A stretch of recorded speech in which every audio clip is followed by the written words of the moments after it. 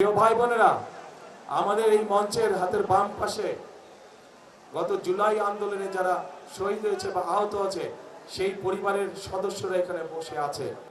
৭১ সালে লক্ষ শহীদের আত্মত্যাগের বিনিময়ে আমরা এই স্বাধীনতা পেয়েছিলাম।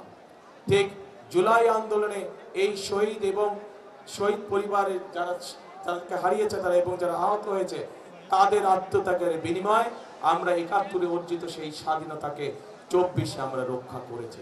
আসুন আজকে আমরা আর্থিক যে প্রতিজ্ঞা গ্রহণ করি সেই প্রতিজ্ঞাটা হচ্ছে এই জুলাই আগস্টে যারা শহীদ হয়েছে, যারা বিভিন্নভাবে আহত নির্যাতনের শিকার হয়েছে তাদের ত্যাগ যেন বৃথা না যায়।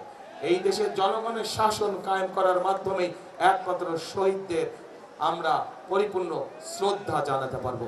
এটাই হোক আমাদের আজকের প্রতিজ্ঞা, আজকের শপথ।